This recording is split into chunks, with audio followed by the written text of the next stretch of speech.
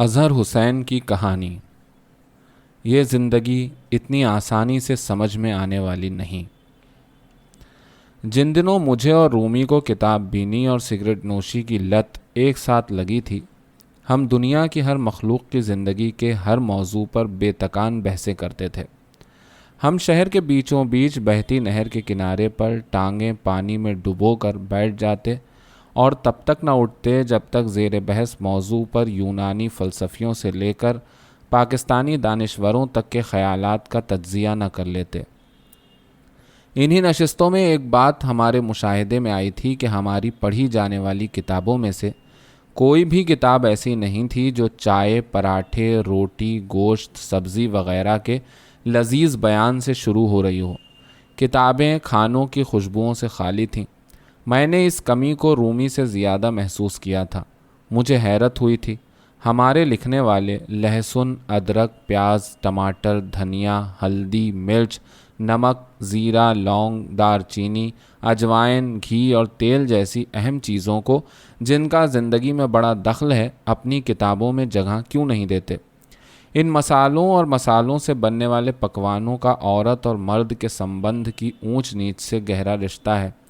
کھانا زندگی کی بنیاد ہے۔ کھانے سے جڑی حقیقتیں زندگی کو خوش یا ناخوش بناتی ہیں۔ اسی کی وجہ سے زندگی صحت مند یا غیر صحت مند رہتی ہے۔ ہماری بہترین یادوں میں مختلف لذیذ کھانوں کی یادیں بھی شامل ہوتی ہیں۔ پکوان ہماری نجی اور سماجی محفلوں کا اٹوٹ حصہ ہے۔ یہ ان محفلوں کو مضبوط بھی کر سکتا ہے اور کمزور بھی، جوڑ بھی سکتا ہے، توڑ بھی سکتا ہے۔ ہمارے کہانیاں لکھنے والوں کو کھانوں کے بیانوں سے زیادہ رغبت کیوں نہیں؟ اس سوال کا جواب مجھے کبھی نہ مل سکا۔ شاید یہ اس سوال کا جواب نہ ملنے کا سبب تھا کہ مجھے ایک اور طرح کا خیال بڑی شدت سے آتا رہتا۔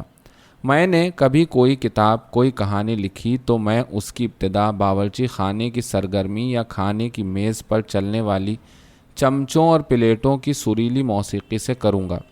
چنانچہ بنا تمہید باندھے، بنا کسی پس منظر اور پیش منظر کو بیان کیے، میں تمہیں اپنی پسندیدہ ترین اور لذیذ ترین گاسی چک چک سلاد بنانے کی ترکیب بتاؤں گا۔ گاسی چک چک خالصتاً دیسی سلاد ہے۔ سب سے پہلے ایک عدد ہرا سیب، ایک عدد موٹے گولو مولو بچے کے گالوں جیسا سرخ سیب، ایک عدد لال ملتانی گاجر اور 2 عدد لاہوری چقندر لو۔ چاروں تازہ اور خوب رسدار ہوں۔ چاروں کو اچھے طریقے سے دھو لو۔ گاجر کو زیادہ احتیاط سے دھونا، چھری سے چھیلنے کی بجائے صرف اس کے بال اتارنا۔ چقندر کو چھیل لینا، اگر تم نے دستانے نہیں پہن رکھے تو ہاتھ دھو لو، یہ نہ ہو تم پر چقندر کے خون کا الزام لگ جائے۔ اب حسب ذائقہ نمک، لہسن کا پاؤڈر، چینی، کالی مرچ کا پاؤڈر، لیموں کا رس، سلاد کے پتے اور تھوڑا زیتون کا تیل لو۔ ان سب کو مکس کر کے 5 منٹ تک ہلاؤ اور فریج میں رکھ دو۔ گاجر کاٹنا شروع کرو۔ آدھی گاجر گول گول ٹکڑوں میں، باقی آدھی لمبائی میں کاٹو۔ دوسری آدھی کا کیل نکال کر الگ سے گول گول کاٹ لو۔ سیبوں کو مرضی کی شکلوں میں چھلکوں سمیت کاٹ لو۔ چھلکے اتار بھی دو گے تو تم سے کوئی شکایت نہیں کرے گا۔ بس ان کے اپنے اپنے رنگ جو انہیں ایک دوسرے سے جدا ہی نہیں کرتے بلکہ ایک کی دوسرے پر اہمیت بھی جتلاتے ہیں، مٹ جائیں گے۔ یک رنگی گاسی چک چک سلاد کی دشمن ہے۔ چقندر کو کش کرو اور ایک طرف رکھ دو۔ کٹے ہوئے سیبوں، گاجروں اور فریج میں رکھے مسالے کو ایک بڑے برتن میں ڈال کر مکس کر لو۔ اوپر کش کیے ہوئے چقندروں کا چھڑکاؤ کر لو۔ موسم کے مطابق انتہائی آرام دہ جگہ پر اکیلے یا کسی گرما گرم دوست کے ساتھ مل کر کھاؤ اور ساتھ ساتھ یہ کہانی پڑھو۔ میں یامی ہوں، رومی میرا جڑواں بھائی ہے۔ میں رومی کا جڑواں بھائی ہوں۔ یہ ایک ہی بات ہے؟ یہ ایک بات نہیں ہے۔ جیسے آسمان نیلا ہے، نیلا آسمان ہے، ایک بات نہیں ہے۔ بہت سی باتوں میں ہم جڑواں ہوتے ہوئے بھی بہت الگ الگ ہیں۔ دوسری بہت سی باتوں میں ہم الگ الگ ہوتے ہوئے بھی ایک سے ہیں، یعنی جڑواں۔ ہم دونوں کی عمروں کے بیچ چند منٹوں کا فرق ہے۔ رومی مجھ سے پورے 3 منٹ بڑا ہے یا میں رومی سے پورے 3 منٹ چھوٹا ہوں۔ یہ ایک ہی بات ہے۔ ان 3 منٹوں کی بڑائی یا چھوٹائی کا بوجھ کتنا ناقابل برداشت ہے، یہ جاننے میں آپ کو خاصی دیر لگے گی۔ ہم دونوں نے ہوش کی انگلی پکڑتے ہی ایک دوسرے کو جان لیا تھا۔ یقین ہو گیا تھا کہ جو کچھ میرا ہے وہ میرا ہی ہے، جو رومی کا ہے وہ بھی میرا ہے۔ دوسری طرف بھی اعتماد کی ایسی ہی صورت تھی۔ لڑکپن یعنی ٹین ایج میں داخل ہوئے تو ایک دوسرے کو پہچاننے لگ گئے۔ تب ہم بھائی بھائی نہ رہے، یار بن گئے، کمینے یار۔ اب گھر کی چھوٹی دنیا کی ملکیتوں پر قبضے کا خیال باہر کی سمندر جیسی ٹھاٹھیں مارتی دنیا کی ہر حسین شے کو پا لینے کی خواہش سے بدل گیا۔ اور مت پوچھئے کہ جس دن ہم نے 25ویں سالگرہ منائی اس دن دل کی کیفیت کیا تھی اور کیا نہیں تھی۔ شکرانے کے طور پر ہم نے اپنے اپنے کمرے میں باجماعت نفل پڑھے تھے، جس دوران ہم خود ہی مقتدی بھی تھے اور امام بھی۔ نفل پڑھتے ہوئے 25 برسوں کے تعلق کے دن، دوپہریں، سہ پہریں، شامیں، راتیں، آدھی راتیں اور صادق صبحیں ہمارے دماغوں میں کتھک ناچ ناچتی رہیں۔ ہم پورے خضوع و خشوع سے ان یادوں سے جسم میں پیدا ہونے والی گدگدیوں کو محسوس کر کے دوران نماز مدھم آواز میں قہقہے لگاتے رہے۔ رومی بتاتا ہے کہ سجدوں اور رکوعوں میں اسے میرے قہقہوں کی آواز سنائی دیتی تھی، اور مجھے تو اس کی ہنسی ہر وقت ہی دکھائی اور سنائی دیتی رہتی ہے۔ آج اس 25ویں سالگرہ کو بھی 3 مہینے 12 گھنٹے اور 23 منٹ گزر چکے ہیں۔ اس طویل دورانیے کے کھیل میں ہم نے مل کر کھایا ہے، مل کر پیا ہے، مل کر نہایا ہے۔ ہم اکٹھے سو چکے ہیں، اکٹھے خواب دیکھ چکے ہیں، اکٹھے ہڑبڑائے ہیں اور اکٹھے جاگے ہیں۔ ہم نے ایک دوسرے کو چڈی میں بھی دیکھا ہے، صرف بنیان میں بھی دیکھا ہے اور ان دونوں کے بنا بھی دیکھا ہے۔ ہم شادیوں پر رو چکے ہیں، جنازوں پر قہقہے لگا چکے ہیں، جنم دنوں پر لڑ چکے ہیں اور دوستی کی سالگرہوں پر ایک دوسرے کے سر پھوڑ چکے ہیں۔ رومی کیسا ہے اور کیسا نہیں ہے یہ سمجھنا اور سمجھانا مشکل ترین کام ہے، لیکن ایک لحاظ سے یہ آسان ترین کام بھی ہے۔ اگر تم تھوڑے بہت پڑھے لکھے ہو اور دنیا بھر میں لکھی جانے والی صرف 300 کتابیں تمہاری نظر سے گزری ہیں تو تم میرے ایک ہی جملے سے رومی کی تہ در تہ شخصیت سے واقف ہو جاؤ گے۔ شرط یہ ہے کہ تم نیچے دیے گئے جملے کو 3 بار پڑھو اور پڑھتے ہوئے اس کے کلیدی لفظوں کے پس منظر کو جاننے کی کوشش کرو۔ اپنی مہارتوں اور کارناموں کے اعتبار سے رومی مایا اینجلو پلس مائنس ہے۔ اگرچہ تم نے یہ جملہ ایک ہی بار پڑھا ہے، مگر میں دعوے سے کہہ سکتا ہوں کہ اسے 101 بار پڑھ لینے سے بھی اس کے معنی تم پر کھلنے والے نہیں تھے، کیونکہ یہ جملہ بباطن پیچدار ہے۔ اور پیچ داری کی ایک نہیں 2 وجہ ہیں۔ پہلی وجہ رومی اور دوسری مایا اینجلو۔ پہلے مایا کے بارے میں جان لو۔ مایا اینجلو سیاہ فام امریکی ادیبہ ہیں۔ ان کی زیادہ شہرت ان کی خود نوشت کتابوں سے ہے۔ وہ ایک دبنگ اور باکمال شاعرہ بھی ہیں، لیکن ان کے کمالات اور مہارتوں کے صرف یہی 3 رنگ نہیں ہیں۔ ان کی مہارتوں کے اتنے تاؤ بھاؤ ہیں کہ ان کے وجود پر یقین صرف تصورات کی دنیا میں ہی ممکن نظر آتا ہے۔ وہ مدیر ہیں، ڈرامہ نگار ہیں، شہری حقوق کی سرگرم پرچارک ہیں، شاندار گلوکارہ ہیں، رقاصہ ہیں، اداکارہ ہیں، موسیقارہ ہیں، پہلی سیاہ فام امریکی ڈائریکٹر ہیں، ایک بہترین پیشہ ور باورچن ہیں، ایک بے باک صحافی ہیں، بس کی کنڈکٹر ہونے کے ساتھ ساتھ ایک رکھیل اور ہمجنس پرست عورتوں کی بائی بھی ہیں۔ انہوں نے اپنی زندگی کے کئی ادوار ایک بوہیمین کی طرح گزارے ہیں۔ انہوں نے زندگی کے باغ میں نہایت آزادی سے گھومنے اور مرضی کا پھل توڑ کر کھانے کی جرت دکھائی ہے۔ اس سے زیادہ معلومات درکار ہو تو رومی کی طرح آئی نو وائی دا کیجڈ برڈ سنگز کو دوبارہ پڑھنے کی قطعی ضرورت نہیں۔ ویکیپیڈیا کے 2 صفحے پڑھنا ہی کافی ہوں گے۔ اور اب رومی کی شخصیت مایا اینجلو پلس مائنس ہونے کے ساتھ ساتھ ہر قدم پر ایک سوالیہ نشان چھوڑتی ہے۔ تم سارا دن اس کی صحبت میں رہو، اس سے جی بھر کر گپ بازی کرو، اس کی شکریلی بحثوں میں خود کو بے خود کر لو، پیاس لگنے پر اسے پانی پیتا ہوا دیکھو، بھوک لگنے پر اسے کھانے کے نوالے چباتے ہوئے سنو، چائے، سگریٹ، ویپ اور گٹکا اڑاتے سونگھو، 2-4 گلاس مری بریوری کے سستے ووڈکے چڑھاتے ہوئے دیکھو، اس کے ساتھ باہر نکلو، اس کی آوارگی کے ڈھنگ کا نظارہ کرو اور اس ہر عمل کے دوران اس کی ٹہلو، اسے جانچو، پرکھو اور اس کے لفظ کو تولو۔ رومی اپنی ہر حرکت اور قول سے تمہیں ایک نئی فنتاسی میں لے جائے گا، اس کی اپنی پیدا کی ہوئی فنتاسی۔ وہ تمہاری ساری خیالی دنیاؤں سے تمہیں باہر نکال کر اپنی دنیا میں لے جائے گا۔ وہ ہپنوٹزم کا ماہر نہیں، جادو سے بھی اسے کچھ لینا دینا نہیں، وہ جوگی نہیں، سپیرا نہیں، چال باز نہیں، مداری بھی نہیں۔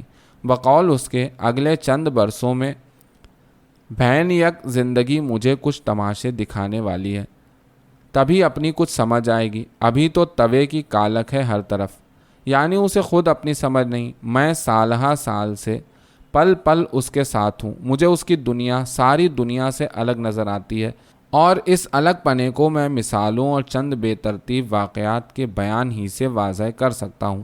ہاں، سادہ سی فلمی اصطلاح میں تمہیں ایک اور جملے میں سمجھانے کی کوشش ضرور کر سکتا ہوں۔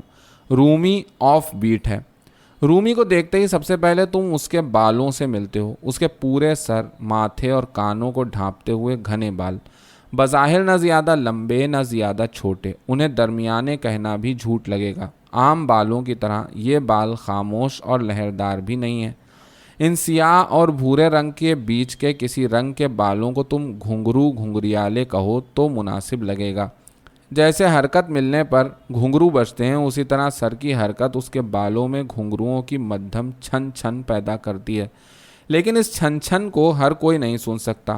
سارا سن سکتی ہے اور میں سن سکتا ہوں، کیونکہ ہم دونوں نے ان گھنگرو بالوں کو چھوا ہے، سونگھا ہے، انہیں ہنستے اور قہقہے لگاتے ہوئے بھی سنا ہے۔ سارا نے تو ان میں اپنے ہاتھوں سے کنگھی بھی کی ہے اور ان پر ایک عدد بے وزن شعر بھی لکھا ہے، جسے سن کر رومی کو ہر بار کسی زٹلی نامی شاعر کا کوئی نہ کوئی بیہودہ شعر یاد آ جاتا ہے۔ سارا رومی کے منہ سے شعر سن کر ہنس ہنس کر لال ہو جاتی ہے۔ یہاں میں صرف سارا کا شعر نقل کروں گا۔ عرض کرتی ہے، یہ بال ہیں کہ نشہ ہے، نشہ ہے کہ بال ہیں، انہیں چھو کر انہیں سونگ کر ہم بے حال ہیں۔ رومی کی خواہش ہے کہ سارا ان قافیوں پر پوری غزل لکھے اور اس میں دلال، ترپال اور چھنال کے قافیے بھی برتے۔ آج کل ایسے قافیوں کی مانگ ہے۔ سارا کہتی ہے وہ غزل ضرور پوری کرے گی، مگر اس شکل میں کہ اس کے ہر شعر کا قافیہ بال ہوگا۔ سارا کو یقین ہے کہ شاعروں کا کوئی نہ کوئی گروہ کبھی نہ کبھی اس غزل کو ضرور بال غزل کا نام دے ڈالے گا۔ رومی اس سے اتفاق کرتے ہوئے اپنے سر کو ملنگوں کے انداز سے گھماتا ہے، جس سے اس کے بالوں میں چھن چھن پیدا ہوتی ہے۔ پھر وہ والہانہ انداز میں گاتا ہے، یہ بال، وہ دلال، یہ چھنال، وہ ترپال۔ رومی خود کو عظیم یا مہا پرش نہیں مانتا، خود کو ایک خاص قسم کا آدمی سمجھتا ہے، ایک ایسا عام آدمی جس کی نیکیاں شمار نہیں رکھتی۔ اسے یقین ہے کہ جانے انجانے میں وہ ہر روز کوئی نہ کوئی ایسی نیکی ضرور کرتا ہے جس کی بدولت اس کی زندگی میں کوئی نہ کوئی خوشی اس کے ہر دن کا حصہ ہوتی ہے۔ اسے کئی مرتبہ خیال آیا ہے کہ اس سے بھول چوک سے سرزد ہو جانے والی کسی نیکی کا سراغ مل جائے تو اس کے قابل فخر کارناموں میں اضافہ ہو جائے۔ کئی برسوں تک اس تلاش میں ناکامی کا چہرہ مہرہ دیکھتے رہنے نے اسے مایوسی کی بدبودار نالی کے کنارے کھڑا کیے رکھا۔ پھر وہ دن آیا جس دن کو ہر ڈرامے یا کہانی میں آنا ہی ہوتا ہے۔ وہ دن اتوار کا تھا۔ انسانوں سمیت بلیوں، کتوں کو بھی چھٹی یا کھلی چھٹی تھی۔ رومی اور میں حسب معمول 10ویں کے امتحان کے بعد کے خوشگوار ترین دن گزار رہے تھے۔ یوں تو ہر دن چھٹی کا دن تھا، لیکن اتوار کی چھٹی تو پھر اتوار کی چھٹی ہوتی ہے۔ ہمارے اماں ابا کو باغبان پورے کے علاقے بھوگی وال میں اپنی 50,000 کی کمیٹی کے 48ویں ناوے کی پرچی دیکھنے جانا تھا۔ دونوں کو امید تھی کہ اس بار نہیں تو اگلے مہینے کی پرچی میں انہی کا ناوا نکلے گا۔ دونوں کو اپنے بڑے بیٹے کی خوش قسمتی پر پورا یقین تھا۔ جبھی پرچی پر رومی ہی کا نام تھا۔ خوش قسمتی سے رومی کو اپنی خوش قسمتی کے بارے میں کچھ علم نہ تھا، ورنہ کچھ نہ کچھ ہو جانے کے خدشات کے ساتھ کچھ بھی نہ ہوتا۔ اماں ابا کے پرچی کے لیے رخصت ہوتے ہی رومی سارا کے گھر کی جانب نکل کھڑا ہوا۔ باقی کی کہانی رومی کی زبانی سن لیں جو اس نے اپنی پاگل دوست سارا کو سنائی تھی۔ جب میں تمہاری گلی سے پہلے آرے والے گلے میں داخل ہوا تو 2 پھٹے منہ قسم کی ڈراؤنی سوچیں میرے سر میں آئیں۔ پہلی یہ کہ اگر آج بھی امی کی کمیٹی کی پرچی نہ نکلی تو شام کو کل والے سالن سے روٹی کھانی مرنی پڑے گی۔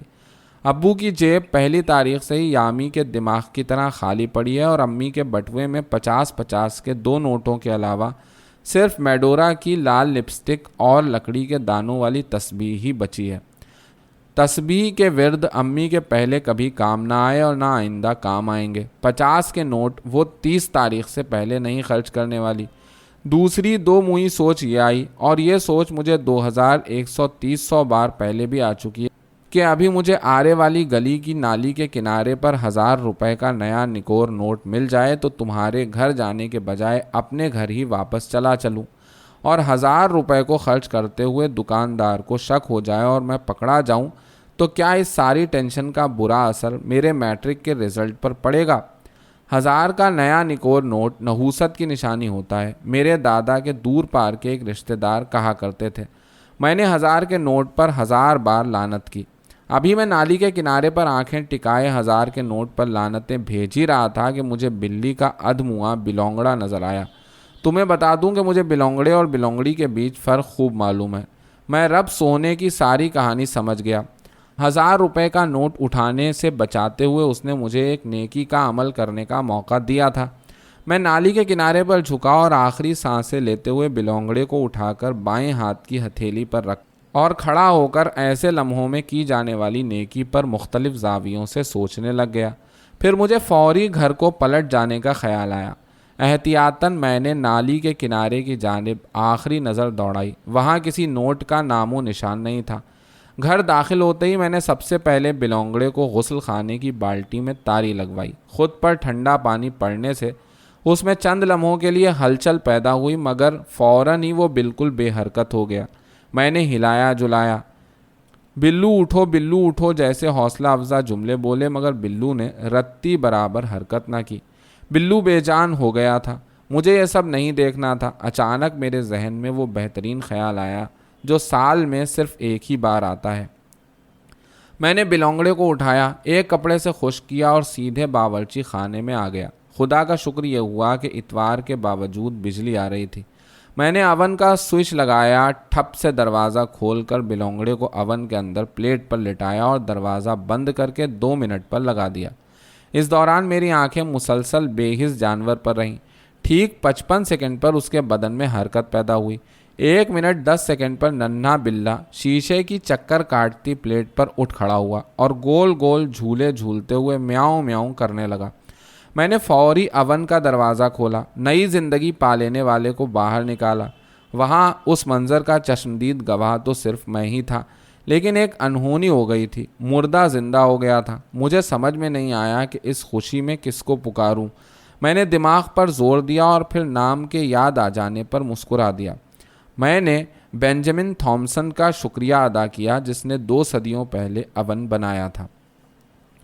ایک وقت آیا کہ رومی کو ہر چیز سے زیادہ رنگ اور رنگوں کی ترتیب سے پیار ہو گیا۔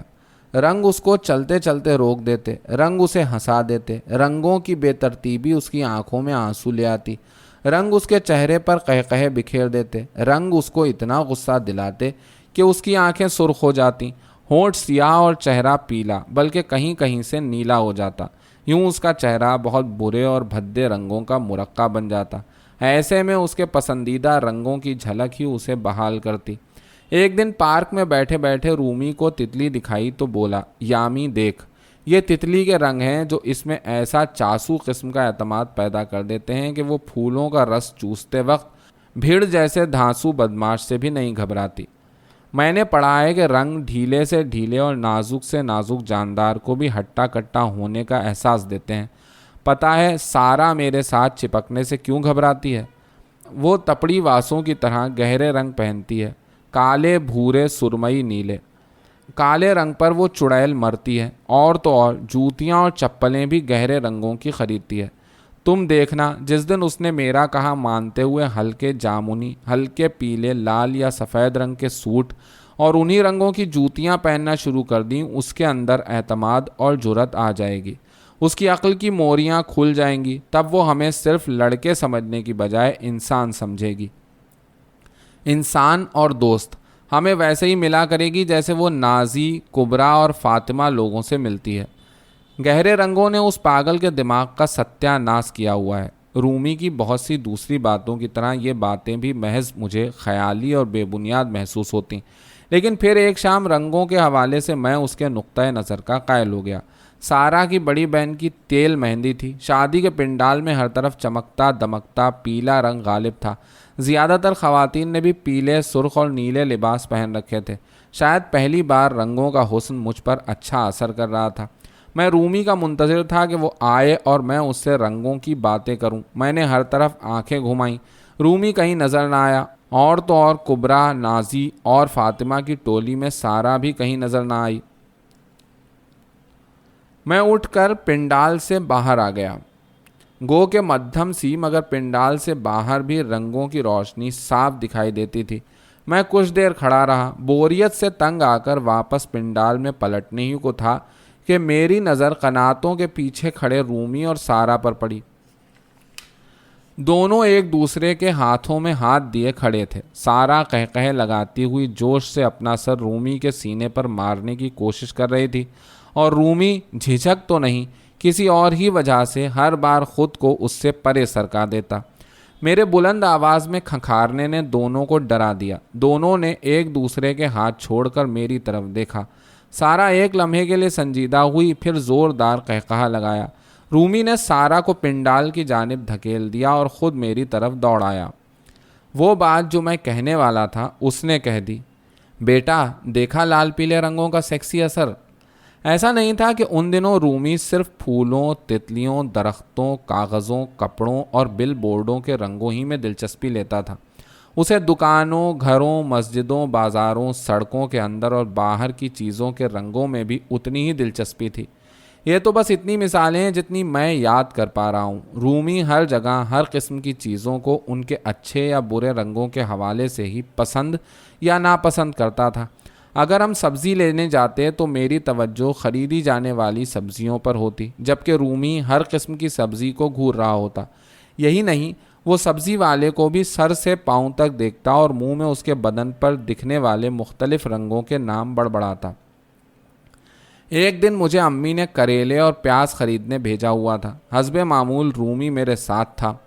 امی نے خاص تاکید کی تھی کہ کریلا پتلا، ذرا سخت اور گہرا سبز ہو، پلپلا اور پیلا نہ ہو۔ میں نے امی کی دی ہوئی ہدایت سبزی والے تک پہنچائی تو اس نے سر جھکا کر اچھے اچھے سبز اور پتلے کریلے شاپر میں ڈالنا شروع کر دیے۔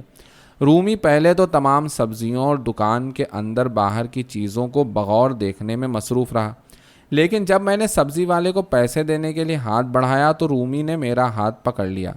ایسے ایک ہی رنگ کے کریلوں کی ہانڈی اچھی لگے گی بھلا؟ اس کے ساتھ ہی اس نے میرے ہاتھ سے شاپر چھینا اور اسے اوندھا کر کے چھابڑی میں الٹا دیا۔ پھر وہ اسی چھابڑی میں سے گہرے سبز، ہلکے سبز، پیلے، گہرے پیلے اور سرخی مائل بہت زیادہ پکے ہوئے کریلے اٹھا کر شاپر میں ڈالنے لگ گیا۔ دکاندار حیرت اور ہلکے غصے سے رومی کا منہ دیکھتا رہا۔ مجھے حیرت سے زیادہ پریشانی اور امی کی ڈانٹ کی فکر ہو رہی تھی، لیکن ایسے موقعوں پر میں رومی کو اس کے حال پر چھوڑ دیا کرتا۔ میں نے دکاندار کو سینت ماری جو وہ فوری سمجھ گیا۔ اس نے کریلوں کا شاپر دوبارہ تولا اور پیاز اور دیگر مسالوں والے شاپر کے ساتھ مجھے تھما دیا۔ میں گھر داخل ہوا تو رومی کو نہر کے کنارے کسی درخت پر ٹنگے تعویذ کا خیال آ گیا۔ وہ نہر کی طرف نکل گیا۔ اس کے جاتے ہی میں نے ان رنگ برنگے گلے سڑے کریلوں کو بدلوانے کے لیے دوبارہ سبزی والے کا رخ کیا۔ کالج میں ہمارا دوسرا اور آخری سال تھا۔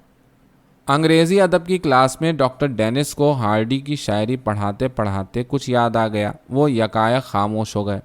انہیں ہر دن کچھ بھی پڑھاتے ہوئے کچھ بھی یاد آ جاتا تھا۔ ایک مرتبہ وہ ہمیں شائلاک کے کردار کی نمایاں خصوصیات لکھوا رہے تھے کہ اچانک انہیں اپنے پاکستانی محلے کا قصہ یاد آ گیا تھا جو 2 کلو میں سے قریب آدھا کلو گوشت چھچڑوں اور چربی کے نام پر اڑا لیتا تھا۔ تب انہوں نے بورڈ پر شائلاک بمقابلہ پاکستانی قصائی لکھا تھا اور دونوں میں پرمزاح موازنہ کرتے رہے تھے۔ آج نہ جانے انہیں کیا یاد آیا تھا۔ جب انہیں خاموش پا کر پوری کلاس باتوں میں لگ گئی، وہ اونچی آواز میں بولے، لڑکو، اور ایک بار پھر خاموش ہو گئے۔ اسی خاموشی سے انہوں نے بورڈ پر چاک سے 3 کتابوں کے نام لکھے: pleasure of philosophy, pleasure of poetry, pleasure of sentimental literature, اور زندگی کے آسمان پر کھڑے ہو کر اعلان کیا کہ ان میں سے ہر کتاب کی کئی کاپیاں لائبریری میں موجود ہیں۔ آج ہی لائبریری سے کتابیں نکلوائی جائیں اور موسم سرما کی 2 ہفتے بھر کی چھٹیوں کے دوران پڑھنے کی کوشش کی جائے۔ لیکچر کے بعد جیسا کہ اکثر ہوتا تھا، 4 یا 5 لڑکوں کے سوا کسی نے لائبریری کا رخ نہ کیا۔ میں اور رومی سب سے پہلے لائبریری پہنچے۔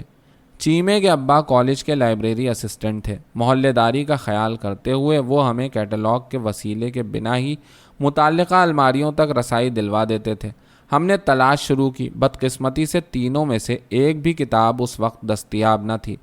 لائبریرین نے خصوصی شفقت کی اور ہمیں ایک خاص شیلف دکھائی جس میں ہر کتاب کا عنوان دا جوائے آف کے فقرے سے شروع ہوتا تھا۔ رومی نے، جو ان دنوں مجھ سے زیادہ کتابی تھا، 4 کتابوں کو باہر نکالا اور رائے دی کہ ان میں سے کوئی 3 منتخب کر کے چھٹیوں کے دوران باری باری پڑھ لی جائیں۔ The joy of love, the joy of snow, the joy of freedom, the joy of reading, the joy of science. میز پر بیٹھے تو دونوں کے متفقہ فیصلے سے محبت کی خوشی اس کی بیک پیج پر دی گئی تفصیل کو پڑھے بنا چن لی گئی۔ پھر میرے اصرار پر آزادی کی خوشی اور آخر میں کسی ایک کی بھی رضامندی کے بنا پڑھنے کی خوشی کا انتخاب ہوا۔ رومی نے محبت کی خوشی کھول لی۔ جو چیز ہمیں حقیقتاً اہم بناتی ہے وہ محبت ہی ہے۔ محبت سمجھتی ہے، تشویش ظاہر کرتی ہے اور کمزوروں کو گلے لگاتی ہے۔ محبت ہمیں خود سے اوپر اٹھاتی ہے جبکہ حسد ہمیں اپنے اندر بند کر دیتا ہے۔ جس وقت رومی دھیمے لہجے میں محبت کی خوشی کا کوئی صفحہ پڑھ رہا تھا، میں بچ جانے والی 2 کتابوں کو لائبریری اصولوں کی خلاف ورزی کرتے ہوئے شیلف کر رہا تھا۔ تبھی میری کم دھیانی کے سبب ایک کتاب لائبریری میں سے فرش پر آن گری۔ پکانے کی خوشی۔ میں نے کتاب کے مضحکہ خیز سرورق کو دیکھا اور شیلف کرنے کے بجائے کتاب رومی کے سامنے میز پر رکھ دی۔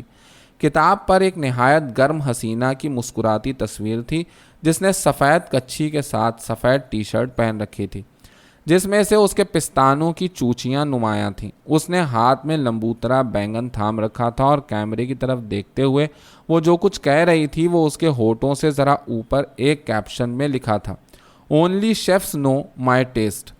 صرف پیشہ ور باورچی ہی میرے ذوق کو سمجھتے ہیں۔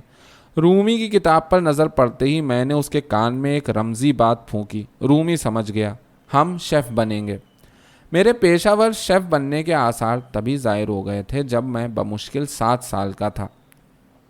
اب یہاں سے آگے کے چند واقعات بہت سنجیدگی لیے ہوئے ہیں۔ ایک سبب یہ ہے کہ ان واقعات کا تعلق میری ہر دل عزیز دادی اور میری پیاری پھپھو سے ہے۔ دونوں اب اس دنیا میں نہیں ہیں۔ دوسرا سبب یہ ہے کہ ان واقعات میں رومی غیر موجود ہے۔ تم سے بھی اگلے چند منٹ تک سنجیدہ رہنے کی درخواست ہے۔ دادی کا گھر ہمارے گھر سے 1 کلومیٹر کے فاصلے پر تھا۔ ان دنوں ماں کو دادی سے قریب ہر روز ہی کام پڑتا تھا۔ دادی کے گھر کوئی پیغام یا چیز بھجوانے کے لیے ماں مجھے ہی بھیجتی۔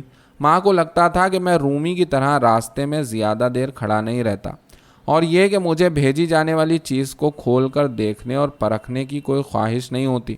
لیکن سچی بات یہ ہے کہ میں اپنے بھائی سے ذرا مختلف قسم کا چکر باز تھا۔ ماں کا کام کر کے دادی کے گھر سے تو فوری پلٹ آتا، مگر جب دیکھتا کہ ماں ساتھ والوں کے گھر کی خواتین سے باتیں کرنے میں مصروف ہو گئی ہے، چپکے سے کھسک جاتا اور کچواں اور اخروٹوں کی 3 باریاں لے کر ہی لوٹتا۔ گرمیوں کی ایک شام میں دادی کے گھر گیا۔ دادی تیل والے چولہے کی بجائے لکڑیوں والے چولہے پر کچھ پکا رہی تھی۔ میں نے، جیسے کہ میری عادت تھی، صحن میں داخل ہوتے ساتھ ہی دادی کو ماں کا بھیجا ہوا پیغام سنانا شروع کر دیا۔ دادی نے میری بات انسنی کی اور غصے میں مجھے چارپائی پر بیٹھنے کا اشارہ کیا اور خود ہانڈی میں ڈوئیاں چلانے لگی۔ سالن کی پتیلی چولہے سے اتار کر جب اس نے توے کو چولہے پر چڑھایا تو میری طرف پیار سے دیکھ کر بولی، تیرا چھوٹا چچا آنے والا ہے، آتے ہی بھوک بھوک کرے گا۔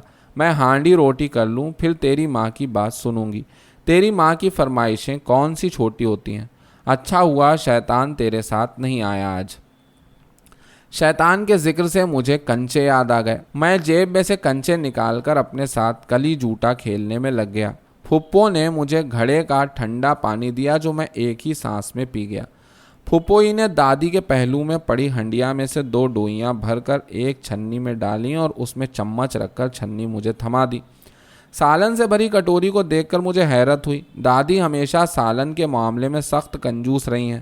بچوں کو وہ کبھی سالن کٹوری میں دیتی نہیں، ہمیشہ روٹی کے اوپر ہی رکھ دیا کرتی ہے۔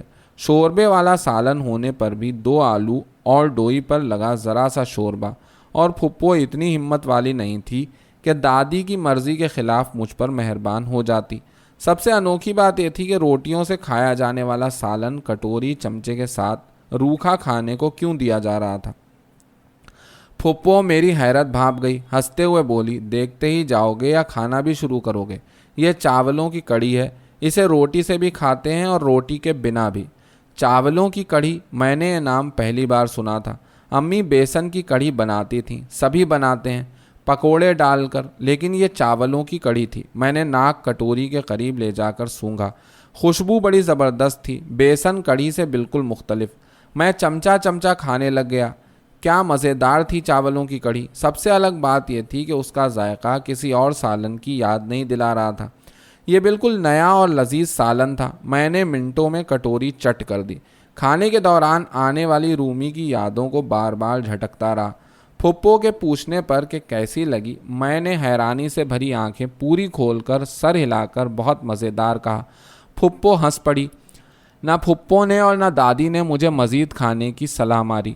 گھر آ کر میں نے ماں کو چاولوں کی کڑھی بنانے کو کہا تو وہ دادی کے گھرانے کے پکوانوں کو عجیب و غریب اور حقارت بھرے لفظوں سے یاد کرنے لگیں۔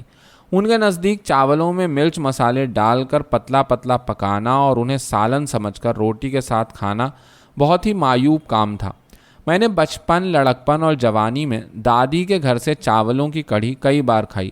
مجھے امی کی بات سے ملنے والے اس تاثر نے ایک عرصہ دکھی رکھا کہ انسانوں کی طرح کھانوں کے بھی اونچے نیچے طبقے ہیں۔ کچھ کھانے چاہیں وہ کتنے ہی لذیذ کیوں نہ ہوں اور ان کے ذائقوں سے کتنی ہی خوشی کیوں نہ ملتی ہو، مفلسی کی علامت ہیں۔ چھوٹے گوشت کا سالن، مرغی پلاؤ، زردہ، پالک، گوشت، بریانی اور ایسے ہی اونچے طبقے کے کھانے اول درجے ہی کے ہیں، چاہے وہ ناگواری اور کراہت ہی کا سبب ہوں۔ میں دادی کے مرنے پر بہت رویا تھا کیونکہ میری زندگی کی ایک بہت بڑی خوشی، چاولوں کی کڑھی، نے دم توڑ دیا تھا۔ دادی کے فوت ہو جانے کے 1 سال بعد تک ہم دادی کے گھر نہیں گئے۔ کیوں نہیں گئے، اس کی وجہ ظاہر تھی۔ دادی کے گھر میں دادی کا نہ ہونا، اگرچہ وجہیں اس کی اور بھی تھیں، جیسے کہ ہماری پھپھیوں اور چاچوؤں کے ساتھ ہماری اماں کے جھگڑے، لیکن میرے لیے اس گھر میں دادی کی غیر موجودگی ہی میرے ادھر نہ جانے کی سب سے بڑی وجہ تھی۔ لیکن اس کے باوجود میں دادی کو بھول نہ سکا۔ ماں کو فرش دھوتے دیکھتا، باورچی خانے میں آٹا گوندتے دیکھتا یا سویٹر بنتے دیکھتا تو مجھے دادی یاد آتی۔ گھر میں آئی ہوئی ماں کی سہیلیوں میں سے کسی کے منہ سے چل رہن دے نکلتا تو دادی یاد آتی۔ جمعے کے جمعے ابا دادی کی قبر پر فاتحہ کرنے جاتے تو ایک دن پہلے ہی گلاب کی پتیوں سے بھرے شاپر کا بندوبست کر لیتے۔ شاپر کے کھلے منہ سے اٹھتی گلابوں کی مہک مجھے دادی کی یاد دلائے رکھتی۔ مجھے یاد آتا کہ کیسے جب میں امی کے کہنے پر دادی کو اپنے گھر لا رہا ہوتا تو وہ راستے میں جگہ جگہ رکتی، کبھی دکانوں پر، کبھی کسی ہم عمر شناسہ عورت کو دیکھ کر، کبھی کسی سبزی یا پھل والے کی ریڑھی پر۔ اسے بھلے ہی کچھ خریدنا نہ ہوتا، وہ چھوٹی موٹی کپڑوں، پھگوں، سبزیوں اور پرچون کی دکانوں پر گھر میں استعمال ہونے والی چیزوں کی قیمتیں پوچھتی جاتی اور اکثر قیمتوں کے زیادہ ہونے پر دکانداروں کو 2-4 سناتی ہوئی آگے بڑھ جاتی۔ لیکن ایک انوکھی بات یہ تھی کہ دادی کی یادوں نے مجھے کچھ زیادہ غمزدہ نہیں کیا۔ میری آنکھوں میں کبھی آنسو نہیں لائیں۔ دادی یاد آتی تو اس کی باتیں، اس کے کھانے اور اس کے جھگڑے یاد آنے لگتے، اور یہ ساری یادیں مل کر مجھے اطمینان کا احساس دلاتی۔ مجھے اچھا لگتا کہ میرا دماغ کئی گھنٹے بہت ہی ہلکے اور سکون آور خیالات میں مشغول رہا۔ اس دوران مجھے گھر میں چل رہی الجھنوں سے ایک طرح سے چھٹکارا ملا رہتا۔ میں یہ جانتا تھا کہ دادی تو میرے لیے بہت خاص تھی، مگر میں دادی کا لاڈلا نہیں تھا۔ ہم 3 بہن بھائی تھے، میرے چھوٹے چچا کے 2 بچے تھے۔ دادی سب کو ایک سا ڈانٹتی، ایک سا پیار دیتی اور ایک سا پیٹتی۔ دادی کے غصے، ڈانٹ اور پیار کا ایک جادوئی قسم کا تال میل تھا۔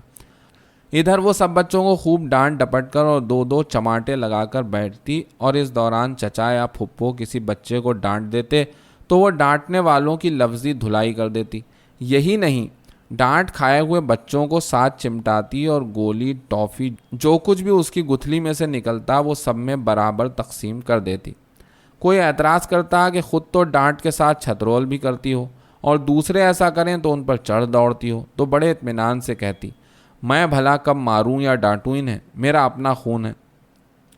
دادی کی بہت سی باتیں سمجھ میں نہیں آتی تھیں، لیکن ان بہت سی باتوں اور بہت سے کاموں میں چھپی ایک چیز کی واضح سمجھ آتی تھی، وہ تھی دادی کی ہم سب سے بے لوث محبت۔ ایک شام ہم دونوں ٹیوشن پڑھ کے لوٹ رہے تھے کہ پھپھو سے ٹاکرا ہو گیا۔ وہ بازار سے مہینے بھر کا راشن خرید کر گھر جا رہی تھی۔ ان کے دونوں ہاتھوں میں بڑے بڑے تھیلے تھے، چہرہ تھکا ہوا اور سانس پھولی ہوئی تھی۔ ہمیں دیکھ کر بہت خوش ہوئیں، بولی ہم ان کے ساتھ گھر تک چلیں۔ میں امی کے ڈر سے نانا کرتا رہا۔ رومی البتہ جانے کو راضی تھا۔ میری جھجک دیکھ کر اس نے بھی چلنے میں پہل نہ کی۔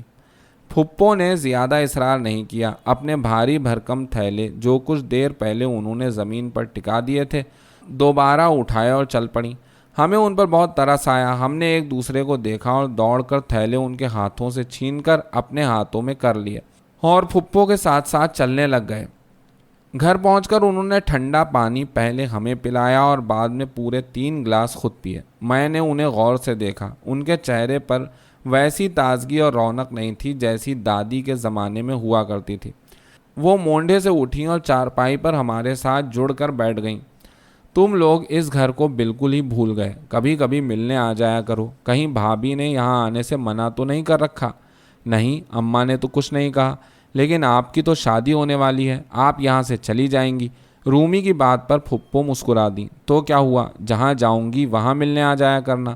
یہ کہہ کر پھپھو کھلکھلا کر ہنس دیں، پھر ایک دم سنجیدہ ہو گئیں، جیسے ہنس کر انہوں نے انجانے میں کوئی بھول کر دی ہو۔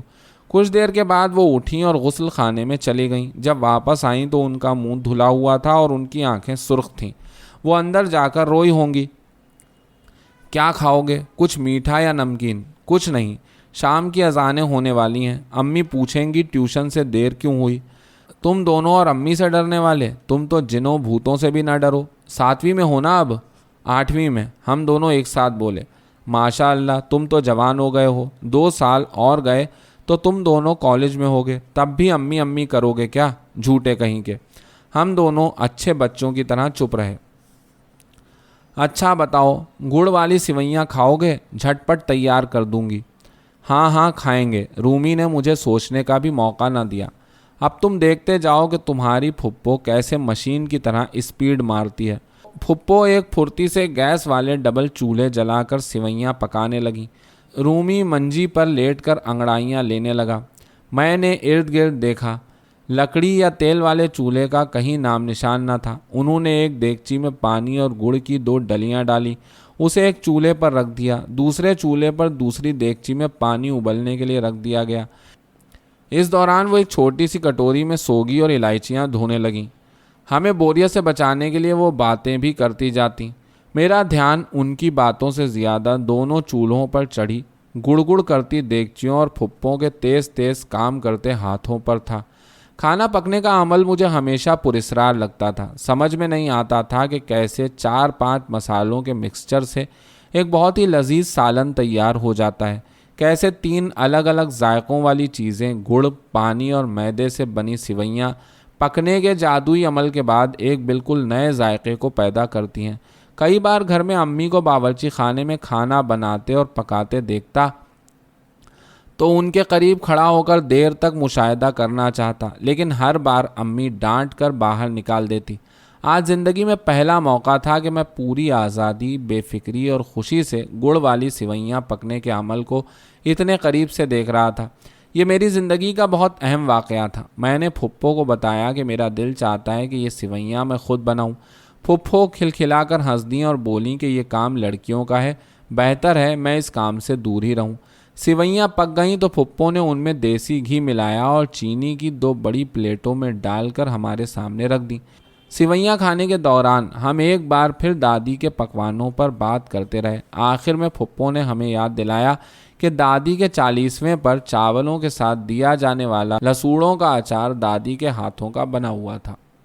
گرجا چوک میں ایک ریسٹورانٹ کھلا تھا اور محلے کے کچھ نوجوان جو بعد میں ہمارے کچے پکے اور وقت گزرنے کے ساتھ ساتھ خاصے پکے دوست بن گئے تھے، اتفاق سے وہاں سے کھانا کھا آئے تھے۔ چیما، ساقی اور پپو سوزوکی مہران میں سوار گرجا چوک کے قریب سے گزر رہے تھے کہ گاڑی کا ٹائر پنکچر ہو گیا۔ پنکچر والے کو ڈھونڈتے ڈھانڈتے وہ ریسٹورانٹ کے پچھواڑے ایک چھوٹے سے اڈے پر پہنچے جہاں ایک غیر پیشہ ور پنکچر والا موجود تھا۔ معلوم ہونے پر کہ ان کی گاڑی کی باری 1 گھنٹے بعد آئے گی، انہوں نے فیصلہ کیا کہ وہ اس نئے کھلے ریسٹورانٹ میں کچھ کھا پی لیں اور وقت گزاری کرتے ہوئے آنکھوں کو ٹھنڈا کر لیں۔ جوں ہی وہ ریسٹورانٹ میں داخل ہوئے، انہیں ایسا محسوس ہوا جیسے وہ کسی نئی اور پراسرار دنیا میں آ گئے ہوں۔ ریسٹورانٹ کے فرش سے لے کر دیواروں اور دیواروں سے لے کر چھتوں تک سب کچھ سیاہ تھا، کالے بھیڑ سا سیاہ۔ فینسی چھت کے کونوں سے روشنی لہو جیسے سرخ رنگ کی دھاریوں سی باہر آ رہی تھی۔ ہال اور کمروں میں چلنے والی موسیقی نہ مشرقی تھی اور نہ مغربی۔ یہ افریقہ کے قدیم قبیلوں کے ان گیتوں جیسا ساز تھا جسے آپ نے کبھی نہ کبھی ٹی وی کی ڈاکیومنٹری فلموں میں سنا ہوگا۔ بات صرف ریسٹورانٹ کے عجیب ماحول تک نہ ٹھہرتی تھی۔ کھانا سرو کرنے والے ویٹر اور 2-3 جگہوں پر کاؤنٹر کے پیچھے کھڑے مینیجر بھی اس دنیا کے باسی نہیں تھے۔ یہ تمام ملازمین سر سے پاؤں تک سیاہ لباس پہنے ہوئے تھے اور ان کے چہروں پر ماسک تھے۔ صرف ان کی آنکھیں اور منہ پر کسی قسم کا پردہ نہیں تھا۔ وہ خود کو کچھ بولنے کے بجائے مینو آگے کرتے، آپ کے بتائے ہوئے آرڈر کو ہاتھوں میں تھامے کمپیوٹر ٹیب پر نوٹ کرتے اور پھرکی کی طرح گھوم کر ریسٹورانٹ کے کچن میں داخل ہو جاتے۔ اس کے بعد ویسے ہی ہولیوں میں کچھ لڑکیاں آتیں اور آرڈر کیا گیا کھانا آنے تک گاہکوں سے بے تکلفانہ گپ شپ کرتیں، قہقہے لگاتیں اور مذاق مذاق میں انگریزی میں گالیاں دیتیں۔ چونکہ یہ فیملی ریسٹورانٹ نہیں تھا، نوجوان لڑکوں اور لڑکیوں کو ملازم لڑکیوں کی حرکتوں پر غصے کے بجائے ہنسی آتی۔ کچھ مشٹنڈے تو انہیں چھو بھی لیتے، جس پر وہ خفا ہونے کی بجائے انہیں انگریزی میں جانے کیسے کیسے لقب دے ڈالتی۔ لیکن ایک میز پر ایسا منظر صرف 1-1.5 منٹ تک ہی جاری رہ پاتا، کیونکہ کھانا آتے ہی لڑکیوں کی ٹولی اس میز سے غائب ہو جاتی۔ تینوں نے جب مینو پر مختلف پکوانوں کی قیمتیں دیکھیں تو ان کے ماتھوں پر پسینے آ گئے، چہروں پر شرمندگی اور خوف کے آثار چمکنے لگے۔ بے چینی نے ان سے فیصلہ کرنے کی طاقت چھین لی۔ سب سے سستی چیز چائے تھی، فی کپ 650 روپے علاوہ ٹیکس۔ باقی کے ہر کھانے اور مشروب کی قیمت 1000 سے زائد تھی۔ تینوں نے ایک دوسرے کے کانوں میں اٹر بٹر کیا اور کسمسائے۔ پھر سب سے سیانے دوست پپو کے مشورے پر عمل کرتے ہوئے 2 کپ چائے کا آرڈر دیا گیا۔ پپو نے بنا شرمائے ویٹر کو 1 عدد خالی کپ لانے کا کہا تو اس نے پپو کو درمیانی انگلی دکھائی۔ پپو کو غصہ تو آیا، مگر وہ اس غصے کو مسکرا کر غٹاغٹ پی گیا۔ آرڈر کے بعد تینوں کے تینوں لڑکے ان خوب رو لڑکیوں کا انتظار کرنے لگے جنہوں نے چائے آنے تک ان کے دلوں، دماغوں اور آنکھوں کو راحت دینا تھی۔ لڑکیاں آ گئیں، ابھی انہوں نے اپنے چہروں پر مسکراہٹیں بکھیرنا شروع ہی کیا ہوگا۔ لڑکوں کے دلوں میں کالے لباسوں میں چھپی ہوئی خوبصورتی کو چھو لینے کی امنگ جاگی ہی ہوگی کہ ایک بہرا چھوٹے سے ٹرے میں چائے رکھے جانے کہاں سے ان کی میز پر آن کھڑا ہوا۔ وہ لمحہ بھر کے لیے بیرے کی طرف متوجہ ہوئے۔ بیرے نے چائے کے کپ اور پیکٹوں میں بند 2-3 قسموں کی چینی میز پر سجائی اور غائب ہو گیا۔ تینوں لڑکے پریشانی سے چاروں طرف دیکھتے رہ گئے۔ ظاہر ہے بیرے کی تلاش میں نہیں۔ چائے کے 2 عدد کپ 4 لوگوں کو پینے اور پیسے ادا کرنے میں انہیں آدھے گھنٹے سے زیادہ وقت نہیں لگا۔ جب وہ واپس پنکچر والے کی دکان پر پہنچے تو وہ دکان بند کر کے ان کی گاڑی کے سامنے کھڑا انہی کا منتظر تھا۔ میں تو زیادہ سے زیادہ 11 بجے تک دکان بند کر دیتا ہوں، آپ لوگوں پر رحم کھا کر پنکچر لگانے کی حامی بھر لی، لیکن بھلائی کا زمانہ ہی نہیں۔ آپ لوگ 11:15 کے گئے، 1:30 بجے واپس آ رہے ہیں۔ پنکچر والے کی انتہائی جھوٹی بات سن کر تینوں نے اپنی اپنی گھڑیاں دیکھیں۔ تینوں کی آنکھیں باہر آ گئیں، منہ کھل گئے اور بدن ساکت ہو گئے۔ 3.25 گھنٹے۔ واپسی پر سارے راستے میں کسی کو کچھ کہنے کی ہمت نہ ہوئی۔ وقفے وقفے سے پپو اور چیما گاڑی چلانے والے ساقی کو محتاط رہنے کا مشورہ دیتے۔ باہر بہت اندھیرا ہے، دھیان سے دیکھ کر سنبھل کر۔ مجھے قطعی شوق نہیں تھا کہ ڈیجاوو ریسٹورانٹ میں ان تینوں کے ساتھ جو کچھ ہوا میں وہ سب رومی کے کانوں میں اونڈیلتا۔ رومی ناقابل یقین باتوں اور واقعات پر آنکھیں بند کر کے یقینی نہیں کرتا، بلکہ دوسروں کو یقین کر لینے کے لیے قائل کرنے کی بھی کوشش کرتا ہے۔ اس حوالے سے اس کے منطقی دلائل اتنے اکتا دینے والے ہوتے ہیں کہ بندہ کسمساہٹ کی شدت سے فوت ہونے کے قریب پہنچ جاتا ہے۔ مجھ پر ایسی صورتحال درجنوں بار گزری ہے۔ چنانچہ مجھے جب بھی عجیب قصوں یا غریب واقعوں کا سامنا ہو یا ان کے بارے میں علم ہو، میں پوری کوشش کرتا ہوں کہ رومی ان سے بے خبر رہے، لیکن ان کچے پکے محلے دار دوستوں کی ٹشن بازیوں نے ڈیجا وو کی کہانی کو رومی تک پہنچا کر ہی دم لیا۔ اس معاملے میں چیما سب سے بڑا شاپر واقع ہوا۔ ہم اسنوکر کی 3 بازیاں لگا کر کلب کے بیسمنٹ سے باہر آئے ہی تھے کہ چیمے کی دانت نکالتی شکل دکھائی دی۔ چیمے نے مجھے بلا وجہ نظر انداز کیا اور بنا کسی تمہید یا پس منظر کے رومی کو ڈیجا وو کی رات کا قصہ سنا دیا۔ واٹ دا فک؟ قصے کے اختتام پر رومی نے اپنے گھنگریالے بالوں میں مصنوعی ارتعاش پیدا کر کے کہا، چیما جو عمر میں ہم سے 3.25 سال بڑا تھا، اپنے بڑے پن کو لگے دھچکے کے احساس سے وقتی طور پر چہرے پر آئی ہنسی گنوا بیٹھا، لیکن ایسا صرف چند منٹوں کے لیے ہوا۔ جلد ہی وہ اپنے آپ میں واپس آ گیا۔ ابھی وہ سنائے ہوئے قصے کی سچائی پر قسمیں کھانے ہی والا تھا کہ رومی کے زوردار قہقہے نے اس کے منہ کا ادھ کھلا شٹر گرا دیا۔ چیما جی، آپ کا ہزاروں بار شکریہ، آپ نے میرے من پسند ریسٹورانٹ کی یاد تازہ کرائی۔ گرجا چوک والے ڈیجا وو پر میں اور میری دوست 5.5 مرتبہ جا چکے ہیں۔ 5 مرتبہ پچھلے سال نومبر کے مہینے میں اور آدھی مرتبہ اس سال جنوری کے آخر میں، جب ہم صرف ریسٹورانٹ کا ٹوائلٹ استعمال کر کے نکل آئے تھے۔ کیا جگہ یاد کرائی ہے آپ! یہ کہہ کر رومی اپنے دونوں ہاتھ میرے کندھوں پر رکھ کر آنکھیں میری چھاتی پر جمائے ہوئے بولا، سارا چل، اس ہفتے کی شام کو ایک بار پھر پرانی ڈیٹ کا مزہ لینے کالے ڈھابے پر چلتے ہیں۔ تمہیں نے تو دیا تھا ڈیجا وو کو یہ نام، کالا ڈھابا، بھول گئی کیا؟ یہ رومی کی تخیلی خود کلامی تھی۔ وہ سارا کی غیر موجودگی میں بھی اسے غائب کے صیغے سے نہیں پکارتا۔ اس کے نزدیک یہ بات پیار کے کچے رنگ کو ظاہر کرتی ہے۔ اس کا خیال ہے کہ محبوب پیار کرنے والے کے دل میں بسنے کے ساتھ ساتھ پیار کرنے والے کے قریبی ساتھی کے سینے میں بھی بسیرا کرتا ہے۔ اور پھر میں تو ہوں بھی رومی کا جڑواں۔ میرے سینے سے اسے سارا کی کچھ زیادہ ہی وائب ذاتی محسوس ہوتی ہیں۔ کبھی کبھار رات سونے سے پہلے بھی وہ میرے سینے پر سر رکھ کر گہری نیند میں پہلا غوطہ لگانے تک اسی طرح کی خود کلامی کرتا ہے۔ جن دنوں رومی کی سارا سے اس کی حویلی میں نئی ملاقاتیں شروع ہوئی تھیں، میرے سینے کی ہر رات کمبختی آتی تھی۔ آہستہ آہستہ اس خود کلامی بر سینہ کے سلسلے میں وقفہ آنے لگا۔ ان دنوں یہ سلسلہ سارا کی شدت سے آئی ہوئی یاد کے ابتدائی کچھ لمحوں پر شروع ہوتے ہی ختم ہو جاتا ہے۔ یہ تم کیا بک رہے ہو رومی؟ ڈیجا وو ریسٹورانٹ کو کھلے 1 مہینہ بھی نہیں ہوا، تم سارا کو کس کالے ڈھابے کے چکر لگواتے رہے ہو؟ اور جس جگہ یہ ریسٹورانٹ کھلا ہے وہاں پہلے پیٹرول پمپ تھا۔ کسی کالے تو کیا نیلے پیلے ریسٹورانٹ کا بھی ادھر نام نشان نہیں تھا۔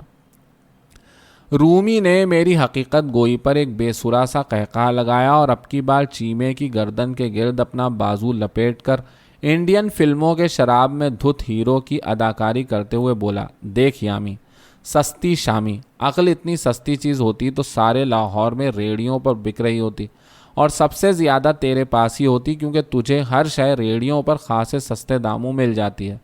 لیکن عقل تو بھائی کوہ قاف کی کسی چٹان پر دھری ہے جو مینڈک کی جلد کی طرح پھسلویں اور ڈیجا وو کی چھت جیسی سیاہ ہے۔ وہاں تک تو صرف انسانی سوچ ہی پہنچ سکتی ہے، آزاد اور راکٹ کی رفتار والی سوچ۔ تمہارا ایسی سوچ سے کچھ لینا دینا ہوتا تو ڈیجا وو کے بارے میں میرے بیان کو جھٹلانے کا خیال تم اپنے تاریخ بھیجے میں نہ لاتے۔ اب میری آخری بات اپنا منہ بند کر کے سنو۔ چیما جی، آپ بھی گواہ بن جائیں، کل شام کو میں سارا کے ساتھ ڈیجا وو کا 6.5واں پھیرا لگانے جا رہا ہوں۔ تم میرے ساتھ چلنا۔ میری اور سارا کی مشترکہ جیب سے تمہیں ڈنگ قہوہ پلایا جائے گا۔ چیما جی، آپ کو دعوت نہیں دی جا سکتی، معذرت۔ آپ کو واپسی پر اس کہانی سے زیادہ دلچسپ اور زیادہ ناقابل اعتبار کہانی سنائی جائے گی جیسی آپ نے مجھے سنائی۔ اب آپ نکلیں ٹیم و ٹیم۔ اس کے ساتھ ہی رومی نے چیمے کی گردن کو بازو سے آزاد کر دیا۔ چیمے کا منہ شرمندگی اور کچے پن سے مذاق خیز نظر آ رہا تھا۔ وہ اپنے ابا جی کے کسی حکم وغیرہ کی فوری تعمیل کے لیے ریلوے اسٹیشن کی سیدھ میں نکل پڑا۔ رومی اب مستی میں آ چکا تھا۔ وہ زیر لب ڈیجا وو یا ہو گنگنا رہا تھا اور ساتھ 5.5 پھیروں کے دوران وہاں مشاہدہ کی گئی صورتحال کے صوتی مناظر میرے کانوں میں گھسا رہا تھا۔ میرا تو مارے حیرت کے برا حال تھا۔ رومی کے ایک ایک بیان میں اسی ڈیجاوو کی جھلکیاں تھیں جن کی تفصیل مجھے چیمے، پپو اور ساقی نے سنائی تھی۔ میرا جی چاہ رہا تھا کہ ابھی رومی کا پلو چھڑا کر ہوا میں اڑوں اور سیدھے کوہ قاف کی پھسلویں چٹان پر پہنچوں اور وہاں سے جتنی زیادہ ممکن ہو عقل اکٹھی کر لاؤں۔ یہ زندگی آسانی سے سمجھ میں آنے والی نہیں۔ یہ سمجھنا مشکل ہے کہ یہ شام کس سال کے کس مہینے کے کون سے دن ڈھلنے کے بعد آئی ہے، لیکن یہ بات یقینی ہے کہ یہ لاہور کے گرجا چوک میں موجود ڈیجاوو کی اوپری کھلی چھت کا منظر ہے۔ ساون ختم ہونے والا ہے، بھادوں کا پکھ لگ چکا ہے۔ اصولاً تو ریسٹورانٹ کی کھلی چھت کی فضا حبس زدہ اور دم گھوٹو ہونی چاہیے، لیکن پھر اصولوں کا اس شہر سے سروکار ہی کتنا ہے۔ لاہور من موجی شہر ہے اور اسی من کی موج کے سبب بھادوں کا افتتاح کرنے والا آسمان اس وقت تیز ہوا کے ساتھ ساتھ ہلکی پھوار گرا رہا ہے۔ اندھیرے سے ملتی جلتی روشنی میں بیٹھے سلاد، چائے اور کافی کے منتظر لڑکے لڑکیاں کبوتروں اور کبوتریوں کی طرح چونچے ملائے غٹ غوں کر رہے ہیں۔ کسی کا آرڈر بر وقت آ رہا ہے یا بے وقت، اس پر توجہ دینے کا دماغ کسی کے پاس نہیں۔ چھت پر بچھی 2 درجن بھر میزوں کے بیچوں بیچ پڑی میز پر ایک جوڑا غٹغوں کے بجائے قہقہے لگا رہا ہے، چیخ رہا ہے۔ سارا اور رومی وہ جب ہنستے ہیں ایک دوسرے کے ہاتھ پر تالی مار کر پٹک کی آواز پیدا کرتے ہیں۔ قریب کی میزوں کی غٹغوں اچانک بند ہو جاتی ہے، لیکن چند لمحوں بعد ہی چیزیں پہلے جیسی ہو جاتی ہیں، نارمل۔ یہ کوئی الگ ہی دنیا ہے جہاں چیزیں زیادہ دیر تک اپنی جگہوں سے ہٹی ہوئی نہیں رہتی۔ ہم کتنے شفاق ہیں۔ سارا اپنے نچلے ہونٹ کو اوپری دانتوں تلے دبا کر چھوڑتے ہوئے کہتی ہے۔ رومی فوری رد عمل دینے کے بجائے اسے مستانہ وار گھورتا ہے، اس کی پلیٹ میں سے انناس کا ٹکڑا اٹھا کر زبان پر رکھ کر چوستا ہے اور چپ چپ کھانے کے دوران ہی بولتا ہے، تمہیں جوسی پائنیپل چکھنے کے بعد یہ اچانک صفاقی کی یاد کیسے آ گئی؟ میں پچھلے 1 گھنٹے سے اسی کے متعلق سوچ رہی ہوں۔ قسمیں، مجھے لگا تھا تم میرے سینے کے بالوں کے بارے میں سوچ رہی تھی۔ سستا رومانس جھاڑنے کی اداکاری مت کرو، اچھا نہیں کرتا۔ رومی سارا کو دیکھے بنا اپنے سینے کے بالوں سے کھیلنے لگا۔ دیکھو سب کتنے خوش ہیں، کتنے مست ہیں اپنی اپنی مستی میں۔ کل شہر میں جو کچھ ہوا کسی کو یاد تک نہیں۔ شفاق تو ہیں ہم۔ شہر میں کچھ بھی نیا نہیں ہوا میڈم، مارا ماری ہماری پہچان ہے۔ مارا ماری ہی سے تو ہمیں یہ شہر حاصل ہوا تھا، اور پھر یہ ہمارا شہر ہے بھی نہیں۔ جن کا تھا انہیں ہم نے یہاں سے بھگا دیا۔ اور اچھا بس چپ کر جاؤ، تم سے کوئی بات کر لو، گھما پھرا کر 47 میں لے جاتے ہو۔ تو بھائی یہ سب جسے تم صفاقی وغیرہ کہہ رہی ہو 47 ہی سے تو یہاں تک پہنچی ہے۔ اچھا کوئی اور بات کرو۔ ٹھیک ہے اور بات کر لیتا ہوں۔ یہ جو تمہاری شرٹ ہے اس پر کتنے بٹن لگے ہیں؟ یہ نان سینسیکل سوال کیوں؟ مت بتاؤ، میں خود گن لیتا ہوں۔ 1 2 3 4 5 6 7 8۔ اوکے، ان 8 بٹنوں میں سے اگر تم اوپر والے 4 بٹن کھول لو، یقین مانو تم اس شہر کی سب سے شفاق حسینہ لگو گی۔ یو تمہارے بارے میں یامی کی ایک ایک بات شام کی اس سیاہی کی طرح سچ ہے۔